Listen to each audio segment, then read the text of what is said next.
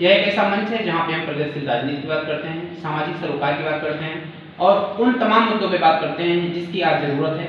यह मंच न धर्म की बात करता है, न जात की बात करता है, केवल और केवल विकास की बात करता है। और हम इसी क्रम में जनपद के, क्षेत्र के ऐसे लोगों से बात करते हैं जो विभिन्न क्षेत्रों में एक अलग छाप छोड़े हैं या कुछ खास काम कर रहे हैं। इसके अलावा हम उन लोगों से बात करते हैं जो आम जनमानस के बीचों में हैं। तो आज हमारे एक निजी कॉलेज है जिसके प्रिंसिपल श्री पी श्रीवास्तव जी हमारे साथ हैं। आइए हम उनसे बात करते हैं कि वास्तव में जो आज की शिक्षा है, जो आज की शिक्षा का स्तर है, उसमें किस तरह के बदलाव होने चाहिए और उसमें क्या जरूरत है। श्रीवास्तव जी, आपका स्वागत है। क्या कहेंगे? बहुत बहुत धन्यवाद आपको। देखिए, पहले के और आज के विकास में अगर हम शिक्षा के स्तर को देखें तो बहुत ज़्यादा हम लोग में चेंजेस हो रहे हैं, बहुत ज़्यादा विकास भी हो रहा है हमारा, क्योंकि पहले हमारे पास इतने इलेक्ट्रॉनिक गैजेट्स नहीं थे। आज हम बच्चों को डिफरेंट मोड से एजुकेशन प्रोवाइड कर रहे हैं और हमें पूरी उम्मीद नहीं है, पूरा विश्वास भी है कि आज का जो हमारा शिक्षा का माध्यम है उससे बच्चों का निरंतर और सर्वांगीण विकास होगा। जी, आपने बताया कि जो आज के डिजिटल युग का समय है जिससे कहीं न कहीं वास्तव में शिक्षा में बेहतरी हो रही है। तो अगर मैं आपसे श्रीवास्तव जी पूछना चाहें कि जो पहले की शिक्षा थी और अब की शिक्षा, उसमें कितना अंतर आप देख रहे हैं, तो इसको विस्तार से बताएं। नहीं, इसमें हम डिफरेंस जमीन और आसमान के एक तरीके से कह सकते हैं, मैं अंतर देख सकता हूं, क्योंकि जो हम लोग के समय एजुकेशन था, जो हम लोगों ने एजुकेशन लिया था, उसमें केवल ब्लैक बोर्ड था। आज हमारे पास इलेक्ट्रॉनिक बोर्ड है, हमारे पास प्रोजेक्टर है, हमारे पास नेट है, जिसमें हम केवल अपनी ओपिनियन नहीं, डिफरेंट ओपिनियन को बच्चों के साथ एक साथ जब चाहे तब हम शेयर कर सकते हैं। तो डेफिनेटली मुझे लगता है पहले से आज में बहुत ज्यादा अंतर आया है। जैसे कि आपने बताया कि आज डिजिटल युग है, डिजिटल टीचिंग हो गई है, तो इसमें कहीं कहीं ये जो डिजिटल का प्रारूप है या कहीं कहीं बच्चों के लिए फायदा तो कर रहा है लेकिन कहीं कहीं नुकसान भी कर रहा है, क्या इसके हिसाब से? देखिए, जो भी हर चीज पॉजिटिव और नेगेटिव दोनों एस्पेक्ट होता है।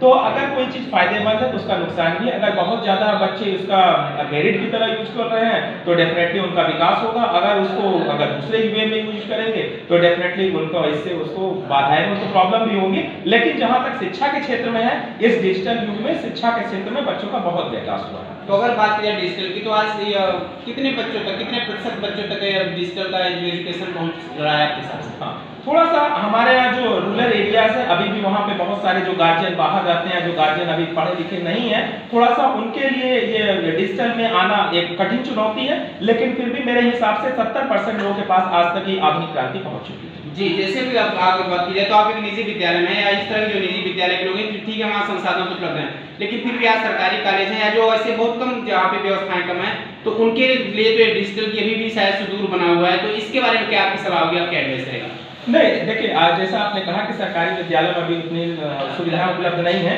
तो आप देख सकते हैं कि सरकारी विद्यालयों में भी धीरे धीरे जो सरकारी शिक्षक है, अगर गवर्नमेंट उन तक मुहैया नहीं करा पा रही है तो अपने पैसे से वो लोग प्रोजेक्टर वो सारा चीज अवेलेबल करा रहे हैं। वो इसीलिए क्योंकि वो लोग भी आज के आधुनिकीकरण का महत्व समझ गए।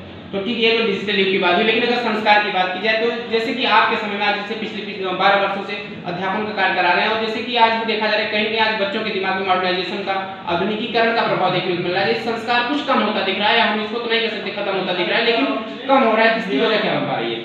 नहीं, देखिए, एक जो आधुनिकीकरण के वजह से जो आप संस्कार की बात कर रहे हैं, मैं इस बात से सहमत हूँ कि संस्कार बच्चों के बीच में कम होते जा रहे हैं। उसके पीछे का रीजन ये है कि आजकल जो मेरे विचार से जो एकल परिवार की भावनाएं चल रही है। जब पहले हम लोग ग्रुप में रहते थे तो एक ग्रुप में जो संस्कार बच्चों को दिया गया, थोड़ा सा बच्चों संस्कार से दूर हो रहे हैं। तो हमें लगता है कि फिर से हमें पुराने जो हमारे ग्रुप वाली फैमिली थी वो वाले पद्धति को लाना पड़ेगा और उससे डेफिनेटली बच्चों का सर्वांगीण विकास हो सकता है। इससे अगर संस्कार की डेवलपमेंट की बात की जाए तो क्या इसमें विद्यालय की क्या भूमिका हो सकती है आपके हिसाब से? नहीं, विद्यालय बच्चों में एक सर्वांगीण विकास करता है जिसमें संस्कार उसका बहुत बड़ा रोल प्ले करता है।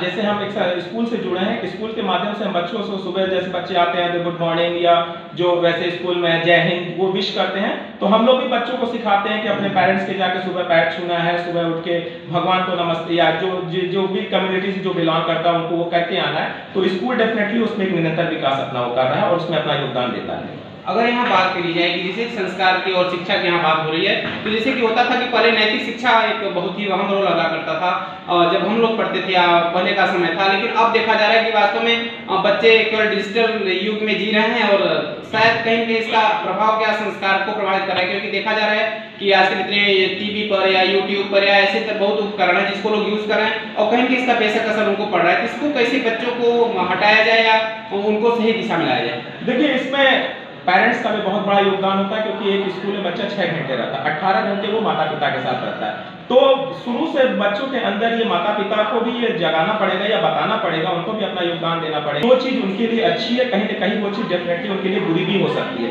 तो टाइम टू टाइम उन्हें पेरेंट्स को अपने बच्चों को ये बताना पड़ेगा कि ज़्यादा किसी भी चीज़ का अगर बहुत ज़्यादा उपयोग करेंगे तो वो उनके लिए हानिकारक साबित हो सकता है।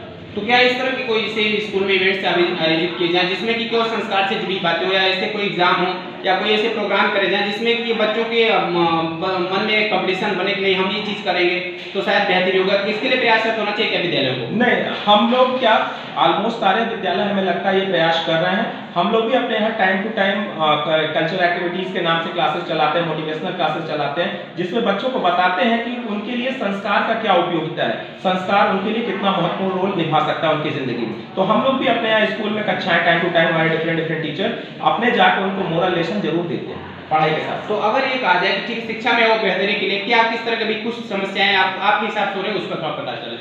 देखिए, अभी जो समस्या है, जो सबसे बड़ा अभी हम लोगों को सबसे बड़ा जो चैलेंज फेस कर रहे हैं वो कोविड को लेकर फेस कर रहे हैं। प्रॉब्लम ये है कि 2-2.5 साल से स्कूल बंद है, बच्चे घर पे नहीं आ रहे हैं, और जो इस एरिया के अगर जंगीगंज की बात करें तो यहाँ बहुत सारे जो गार्डियंस रहते हैं वो गार्डियन बाहर रहते हैं, बच्चे अपने ग्रैंड पेरेंट्स के साथ रहते हैं, और ग्रैंड पेरेंट्स के साथ बच्चे उतना डरते नहीं है, उनका प्रेशर कम रहता है। तो मेरे हिसाब से जो अभी थोड़ा सा हम लोग प्रॉब्लम फेस ये कर रहे हैं कि बच्चे थोड़ा सा डिजिटलाइजेशन से दूर हैं, बच्चों के पास अभी एंड्रॉयड नहीं है और नेट की फैसिलिटी अवेलेबल नहीं है, तो थोड़ा सा उनका शिक्षा इससे बाधित हुआ है। लेकिन आप थैंक गॉड कि अभी स्कूल खुल गया है, तो डेफिनेटली बच्चों का फिर से विकास हो जाएगा, जी ट्रैक पे लौटना है। जी सर जी, आप हमारे मंच के प्रयास के बारे में क्या कहेंगे? नहीं, आपके मंच के माध्यम से मैं आप लोगों को बहुत धन्यवाद देना चाहता हूं कि आप लोग कम से कम स्कूल में जा रहे हैं या डिफरेंट लोगों से मिल उनकी बातों को आगे तक पहुंचा रहे हैं, इसके लिए मैं आपको बहुत बहुत धन्यवाद देना चाहता हूं। चलिए, तो हमारे साथ थे पीपी श्रीवास्तव जी, जिन्होंने अपनी विभाग राय रखी। उन्होंने बताया कि वास्तव में शिक्षा को कैसे बेहतर किया जाए। हालांकि बताया कि आज से इसमें डिजिटल युग का समय है, इसमें बच्चे को काफी शिक्षा मिले, लेकिन उन्होंने एक बात की वास्तव में कहीं बच्चों के अंदर भी संस्कार की